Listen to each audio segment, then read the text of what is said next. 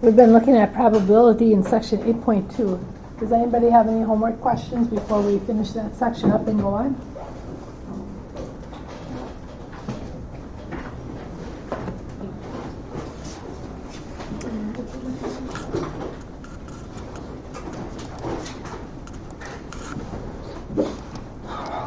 Do you do Mindscape 4?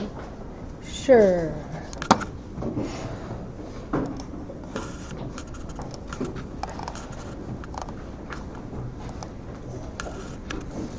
In 8.2? Yeah. 8.2 Mindscape 4.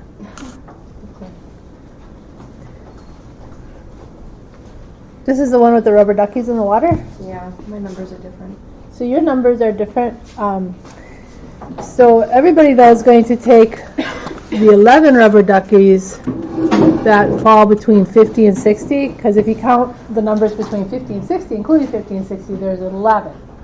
So if you take the 11 and divide by your number, so I did 11 divided by 86, then you can see what you get when you draw a number between, I said 50 and 60, but it's 60 and 70. That's how you get the duck. And then the probability that you don't win a duck or banana is the numbers 1 through 59 divided by however many you have. So it'd be 59 divided by whatever. Mine was 59 divided by 86. Okay, thank you. You're welcome. Any other questions? Yes. 16. Mindscape 16. Someone flips 5 coins, but you don't see the outcome. The person reports no tails.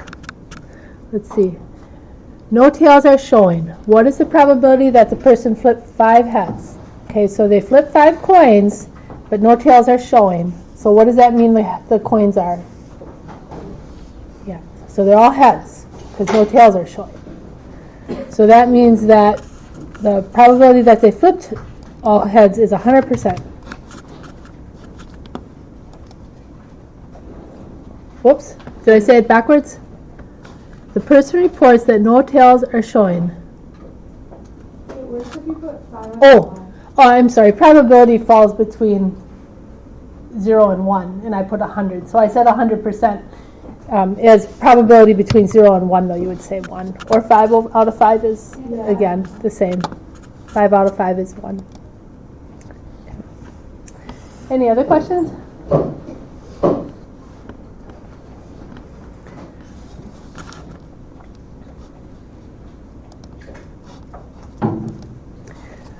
We have a probability that we are looking at, seeing what is the probability of getting a pair of dice when you roll 5 dice. So we started with 2 dice, and we saw that the probability for rolling a pair of dice was 6 out of 36.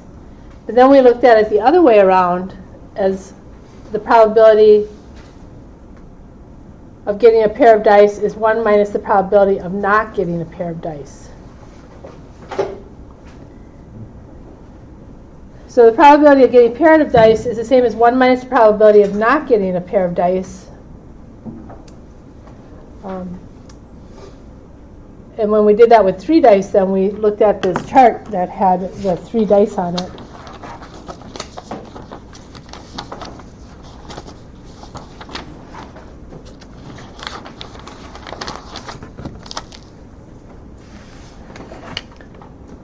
So this is all the possible ways you could roll 3 dice, all the possible outcomes. And we saw that here's our original chart that we made on top, the red dice and the green dice. So if you just had a red dice and a green dice, we had made a chart that showed there's 36 different combinations of red dice and green dice. Now each of those 36 possibilities can go with another 6 options when you have one more dice thrown in. So for example, if you threw a red one and a green one, well, that red one and a green one could go with a yellow one, or a yellow 2, or 3, or 4, or 5, or 6. So each of these different 36 combinations that we wrote out, if you put a third dice in, now there's 6 more, or 6 times 6 times 6 different combinations of 3 dice. So when you're looking at the total possible equally likely outcomes, you have 6 times 6 times 6 when you have 3 dice, or when you have 4 dice. Each of those outcomes could go with one more 6 possibilities. So each of these that we have with 3 dice could go with another option on the 4th dice, either a 1, 2, 3, 4, 5, or 6. So as you add dice, you're adding a multiple of 6 more possibilities. Well, we have the same thing with birthdays. So we're going to look at the probability of getting 2 people to have the same birthday in different size groups. So let's go ahead and work that out.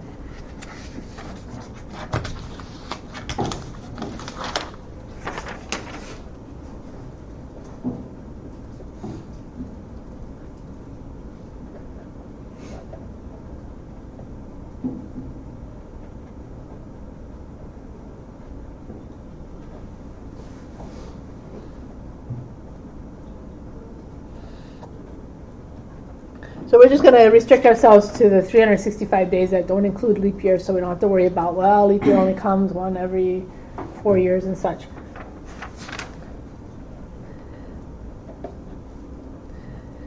So first we'll start with 2 people, and we'll work our way up similarly to what we did with the dice. Excuse me. So we're in section 9, 8.2 rather. So if you write the sections down as I write them down, and you just write, actually you should probably write whatever your teacher writes in all your classes, then you'll know where you're at when it comes to a class activity, so you know what section you're in, okay? So with 2 people, if you just run into someone on the street and you ask them what their birthday is, what do you think the probability is that it's the same as your birthday?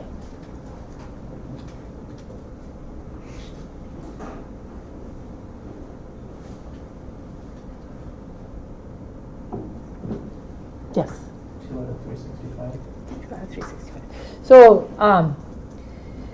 So since your birthday is already fixed, it's actually 1 out of 365, because now you're saying you have to have the same birthday as me.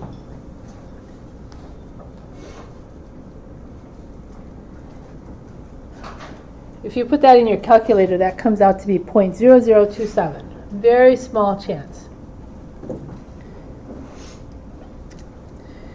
Now if we look at that as 1 minus the probability that there's not the same birthday,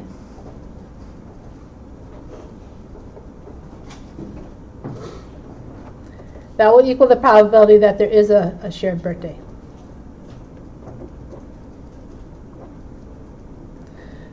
So we talked about that in class on Wednesday, that the probability of an event happening is 1 minus the probability of the event not happening. And that was pretty easy to see with dice, for example.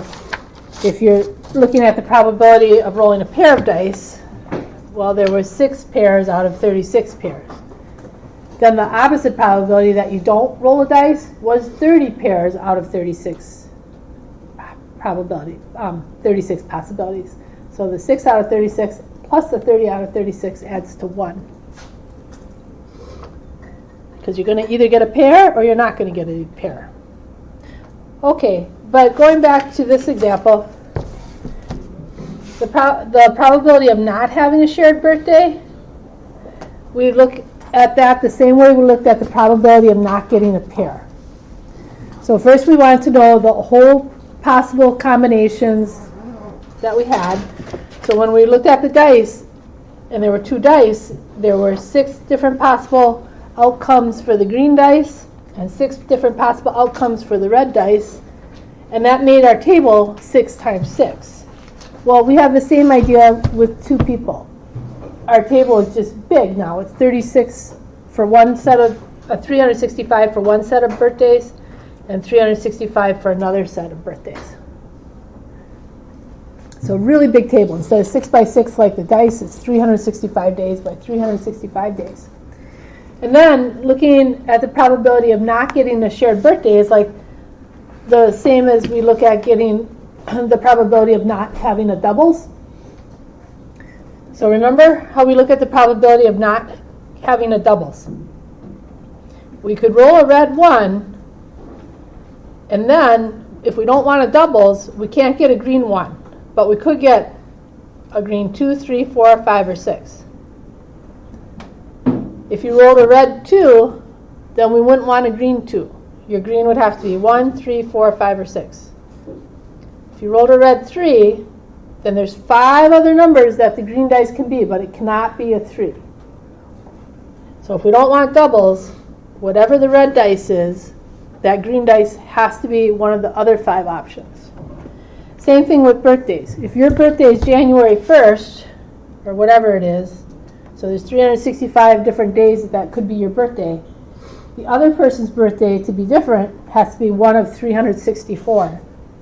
So as you wrote out a table to show all of those dates, all the possible ones where you don't have a shared birthday, for every 365 days of the year, the other person's birthday would have to be a different day, 364 days. Let's see, I worked that out earlier. That comes out to 1 minus 0.9973, which you'll notice is 0.0027. So the probability of not having a shared birthday is 0.9973, and 1 minus that 0.9973 is the 0.0027. So we have a pattern going here. Now we're going to add a third person. So we're looking at the probability of not having a shared birthday, and then we're going to say 1 minus the probability of not having a shared birthday, and that will be the probability of a shared birthday.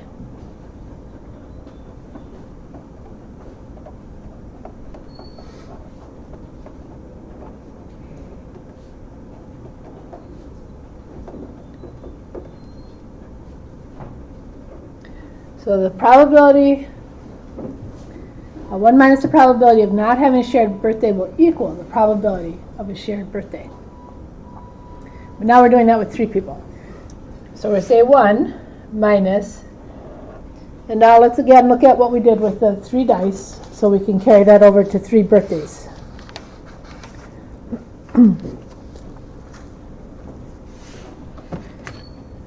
So we had all the different possibilities with 3 dice. There were the 6 times 6 possibilities that we listed, 36.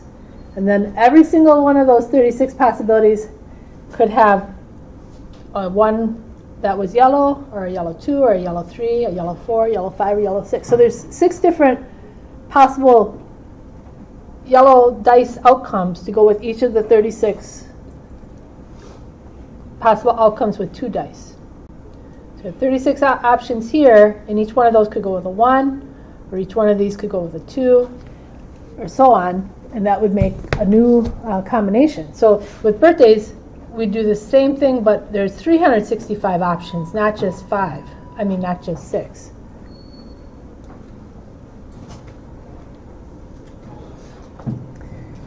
And then, once you've fixed on one person's birthday, if we don't want a shared birthday, the second person's birthday has to be something different. So we're looking at all the different possible combinations of birthdays that are not shared. Well, whatever this person's birthday is, the next person has 364 choices. So if the first person's birthday is January 1st, the second person's birthday can be any of 364 other days. And then the third person, well, they can't be either of these 2 people's birthdays, so they're down to having only 363 options for their birthday. Let's see what that comes out to.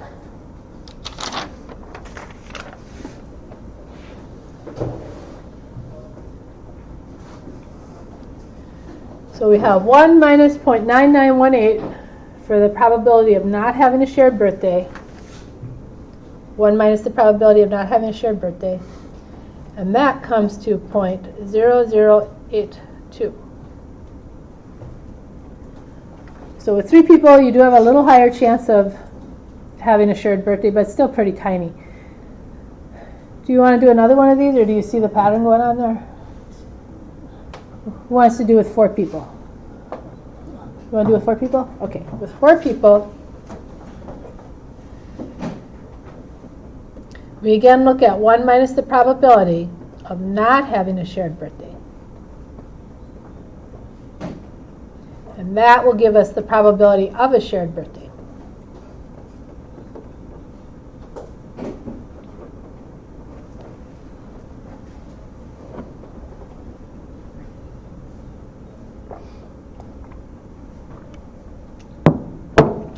So the probability of not having a shared birthday, we're going to fill that in. So we have 1 minus the probability of not having a shared birthday.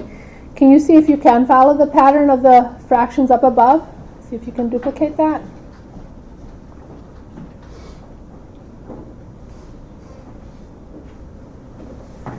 What would you put right in the denominator? Yeah. 365 4 times. Good. 365 times itself 4 times.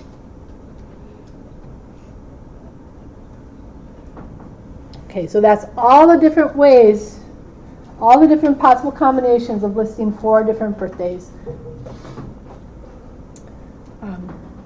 I shouldn't say 4 different. So all the different ways of listing 4 birthdays. Some might be the same, some would be different. Okay, and of all those different possible ways, what would we write on the top for the birthdays that are not shared? How many different birthdays are not shared? 365 and then just go down 1 each time. That's right. 365 and then go down 1 each time. And we do that for 4 because there's 4 people.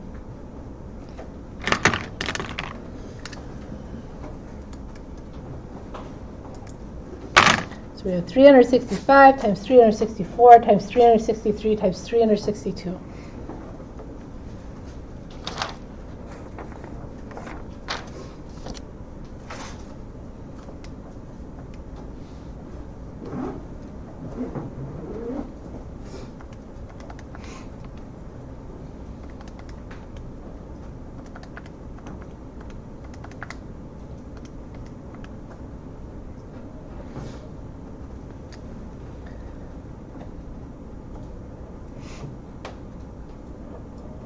So 1 minus 0.9836. So the probability of not having a shared birthday is 0.9836. So the probability of having a shared birthday is 1 minus that, or 0.00164.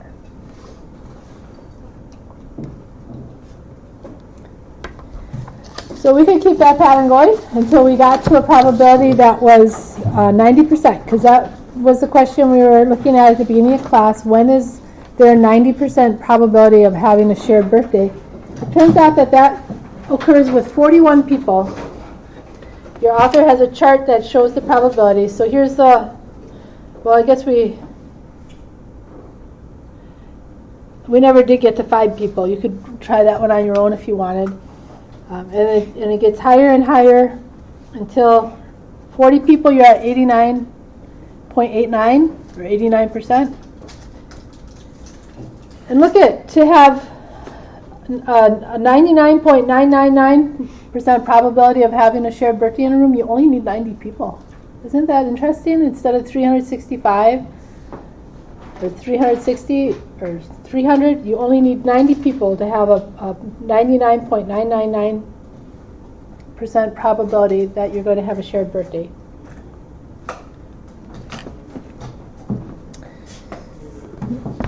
So in 8.2 then, you'll need to be able to do the simple probability that we did with the dice and with the jelly beans and with coin tossing. We're going to go on to look at chapter 9. So in math appreciation, we've looked at a lot of different areas of math that have been more areas you maybe even didn't know belong to math, like infinity or fractals. But now in these later chapters, we're looking at probability and statistics and number budgets and such, which are pretty much clear to everyone. They're in the math domain. This is the question from 9.1 that I'm going to ask you on your quiz, and I'm going to ask you to read 9.1 on your own. It's a wonderful chapter for just reading on your own. It's very interesting. It's very well written. And I'll ask you to give examples from that for quiz 3. So if you write down these questions, then you'll know what you're going to see on quiz 3, because I just cut and paste this from quiz 3. So give examples from section 9.1. Use complete sentences to describe specifically one way for each of the following that A, data can be presented to distort the true situation, or B, data can be poorly collected so that it is skewed and fails to accurately present a situation.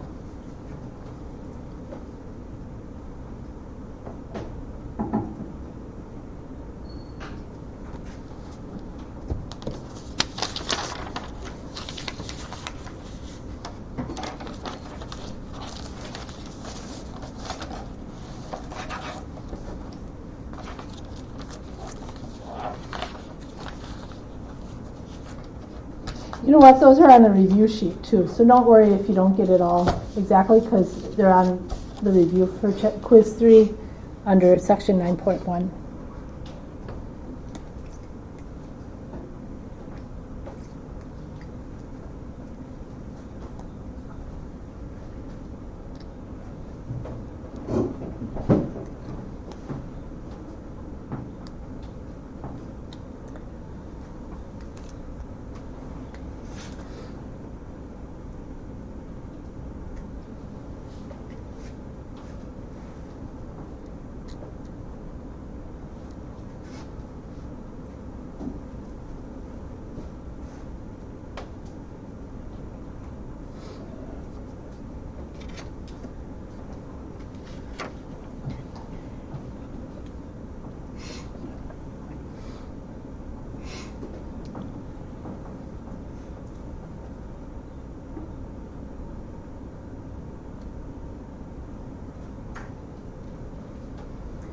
So I'd like you to read 9.1.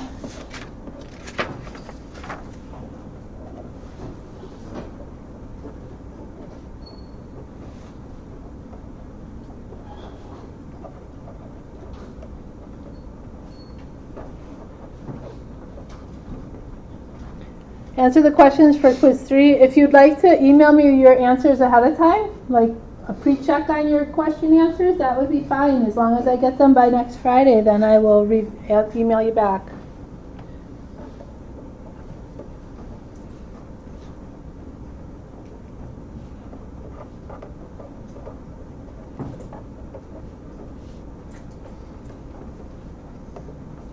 These do need to be answers from the section, okay? Don't like Google or make up your own. Just I'm trying to see that you did read that section, or at least hopefully most of it. There's part of the section that you don't have to read, so I'll go ahead and show you that from your text.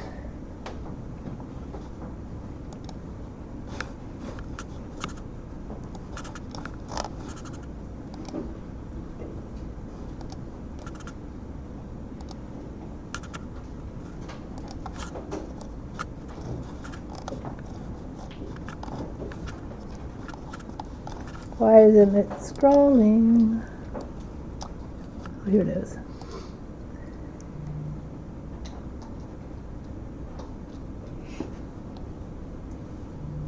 So most of this section is just really good examples. There's one section that you don't have to read, and that's the anonymity. How do you say it? I don't know why I can't say that word. Who can say that word? Anonymity. I feel like it's a little softer. Anonymity? There we go. Anonymity. You don't have to read the and that one. Or the section. There's some anonymity, and then there's a section which has even more anonymity. Let's see. Why isn't it going down? It's going up. There's some anonymity and total anonymity. You don't have to read those two parts if you don't want to.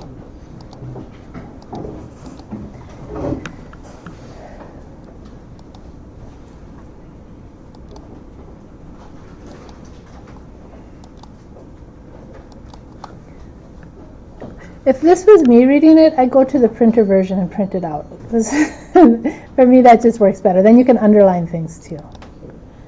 All right. Anybody have any questions about 9.1? So in 9.1, we're collecting data and displaying it, which is statistics. Now we're going to look at 9.2 in class, and in 9.2 we'll take today and Monday to look at. We start out with some numbers and see if you can think about what these numbers have in common. 3.23, 0.360, 82, 1.08, and then there's 46,702.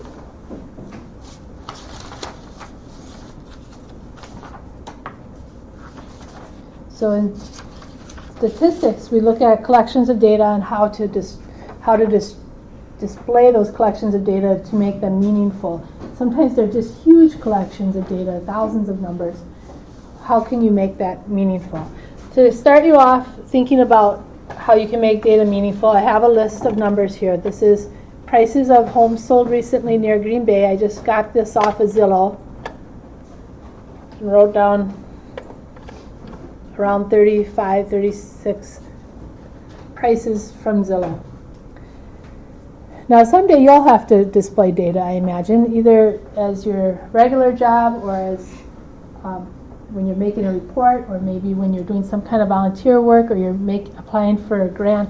You're going to have to display some kind of data probably, and you'll need to think about how can I display that to make it more meaningful, to convey what the data is saying. Here with this list of prices of homes sold, how could I have made the data more meaningful or made it clearer for people? Yes?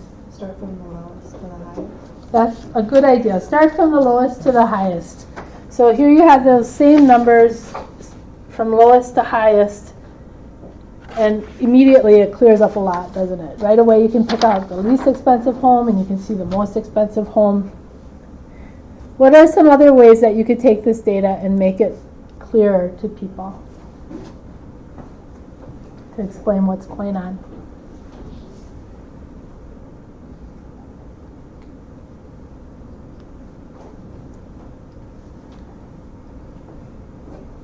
There's a number of different things you can do. Did anybody take a statistics class and figure out what some of the things that you could do would be? I think you were talking about them at the beginning of class, actually. Do you remember what you were saying? Yeah, we're doing the mean, median, mode. Yeah, so mean and median are another way to display data. So here's the mean for the prices of the homes sold, 218,903. Does anybody know what the mean is? Yes? Average. Good, yeah. So the mean is the average, and there's several ways to talk about average. So we're 9.2 now. The mean is one way to talk about average. Does anyone know how the mean is calculated? Highest and lowest number.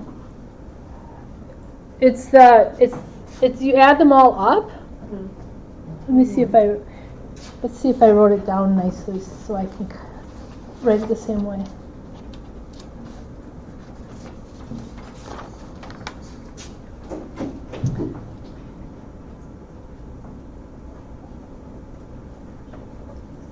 So it's the sum of all of the numerical data. And then after you add it all up, you divide by the number of data points.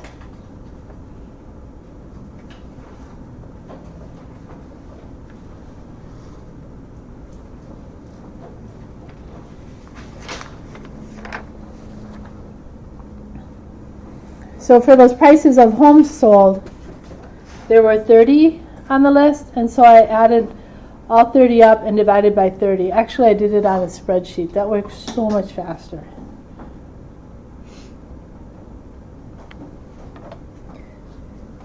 Well, finding the mean is one of the things that I'll want that you're able to do to make sure you know how to do that this semester. So let's go ahead and I'll give you a list of some quiz values, and you can see if you're able to find the mean.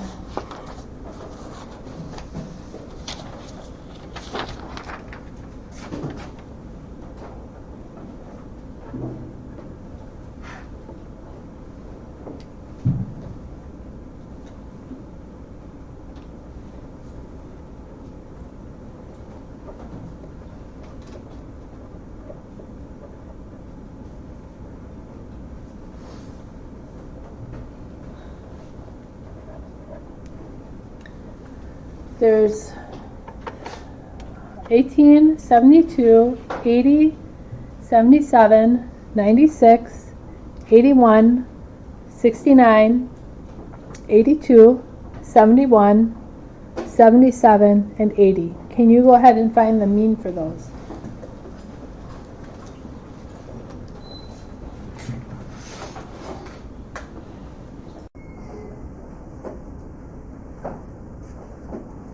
You probably want your calculator or a spreadsheet. You put them in a spreadsheet really quickly. If you have a device that will use a spreadsheet, we'll be doing that on Wednesday. So make sure you bring a laptop or something that you can use a spreadsheet on Wednesday.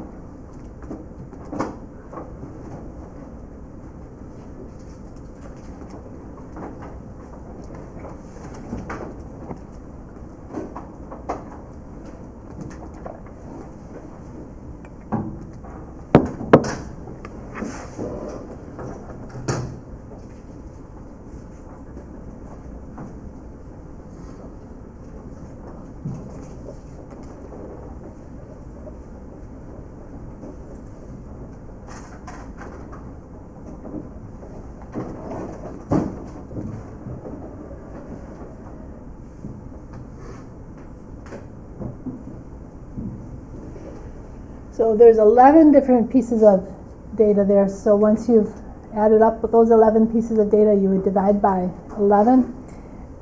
Did anybody else get 803 divided by 11? Yep, okay, perfect.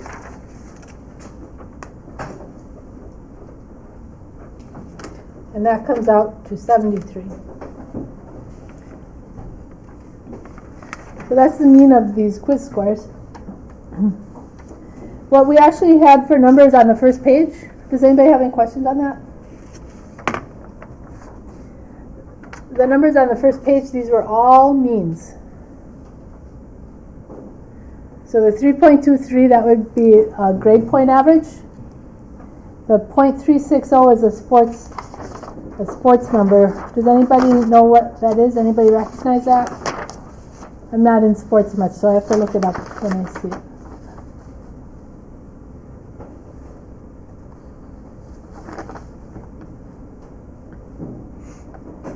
That's a batting average, the 0.360. And then 82 is a quiz average. 1.08 is another sports average. Anybody know that one? That's an earned run average. And then the 46,702 is the average income in Green Bay. I don't know if that was the mean or the median income. So section 9.2 is all about making data visible. The best chart ever for making data visible was done in 1861.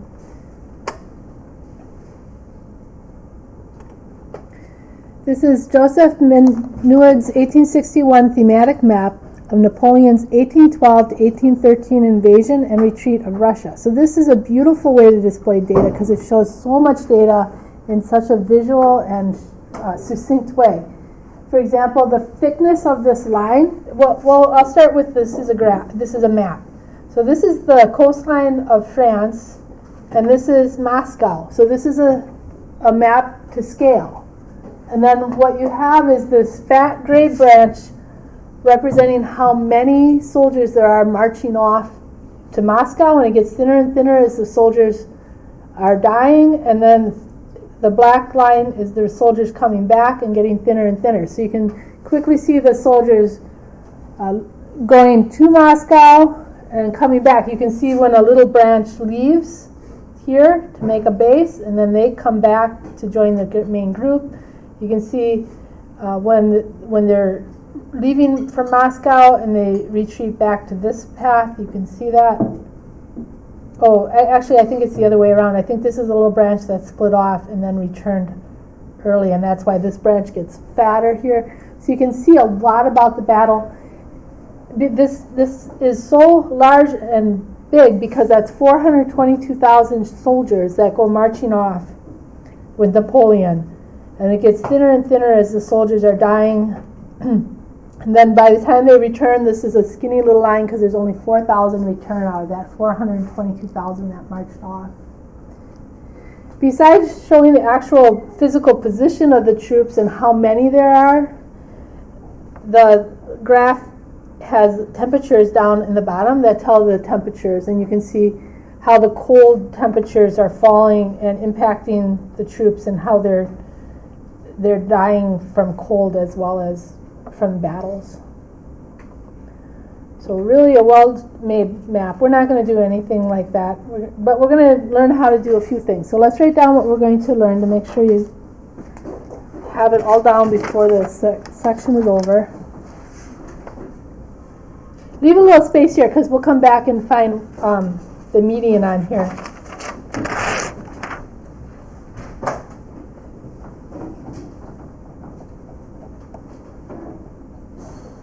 We're not going to look at mode. We're going to look at mean and median. You can look at mode on your own if you want. We're also going to look at histograms and box and whisker plots.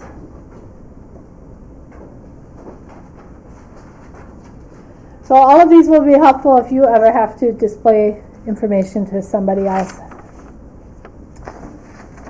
Let's look at mean next. I'm sorry, let's look at median next. I get mean and median mixed up when I'm talking. When I think it through, I do all right though. But you might need to write down on your 3x5 card the difference between the mean and the median. So the mean, we add everything up and divide by the number of data points. Does anybody know what the median is? How do you figure that out? Yeah. You have to put all the data in order, from Yep. small to largest, and then you have to like cross the other off until you get to I guess. Exactly. That's exactly what you're doing. So you put all of the numbers in order.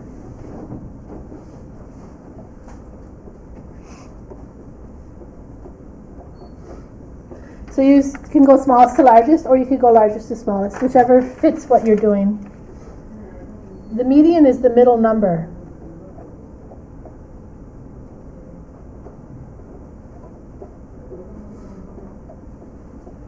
The median is the middle number. Sometimes there's two middle numbers if you have an even collection of data. So if there's two middle numbers, then you average them.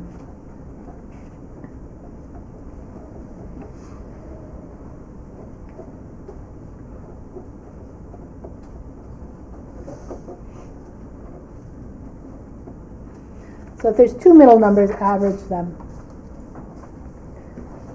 Let's go ahead and find the median then for those quiz scores that I gave you as an earlier example that you found the mean of. So let's go ahead and find the median.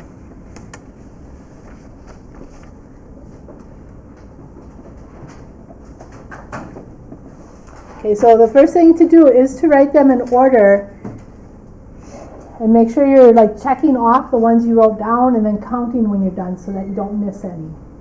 Especially on quiz 3. So when you get your data on quiz 3, you're going to want to write them in order and check them off and make sure you didn't miss any, because you can lose a lot of points just by not being careful.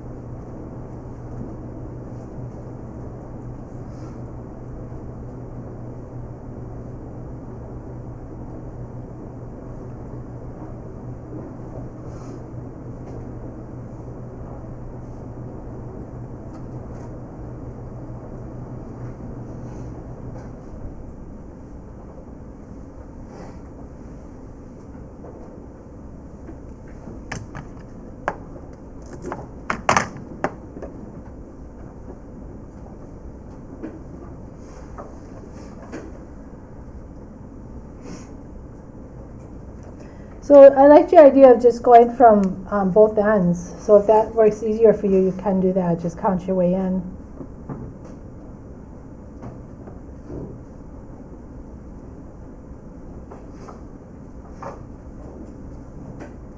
I don't think that works for me.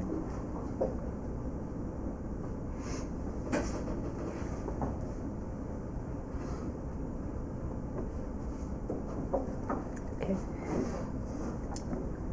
So the middle number there is 77 when you put everything in order. So the median is 77.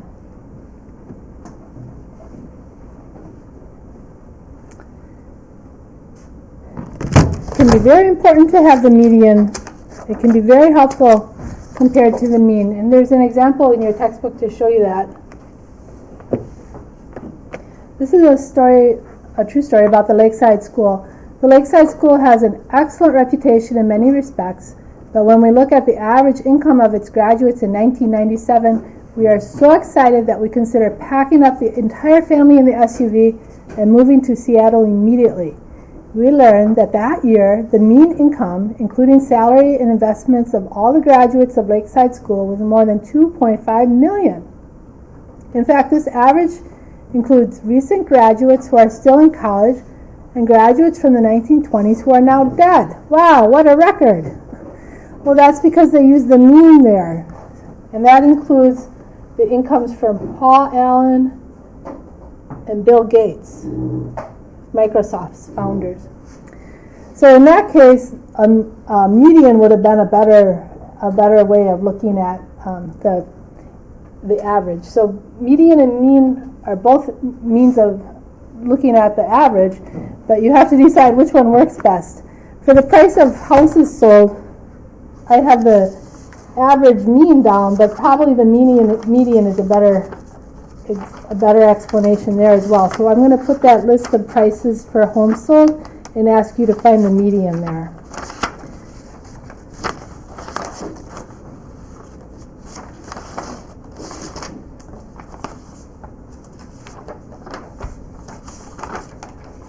There's so much data, it's hard to sort it all out. Here we go. So can you find the median price of the homes sold, please?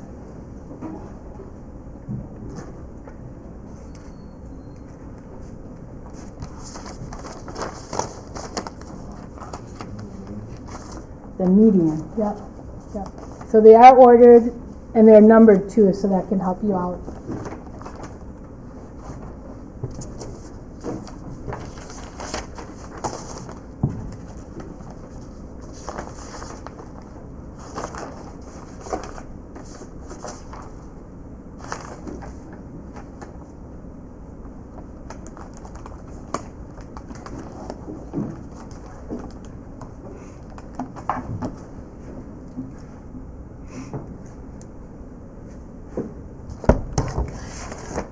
While you're doing that, I'm going to hand out a question sheet because we're going to do student evaluations in a bit.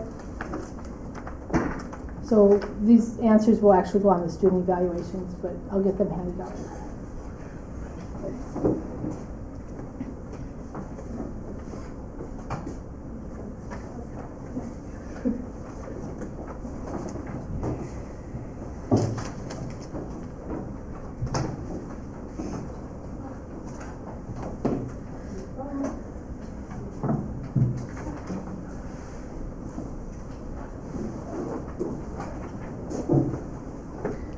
So there's 30 prices of homes sold here,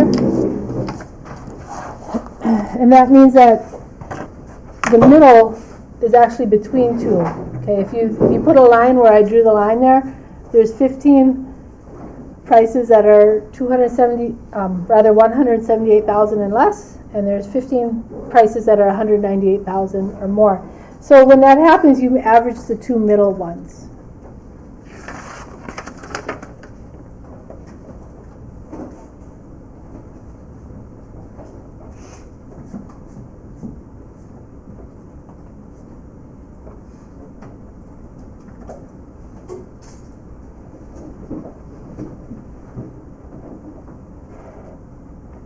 So that time the median needs to be figured out by averaging 2 together, because there's 2 houses in the middle.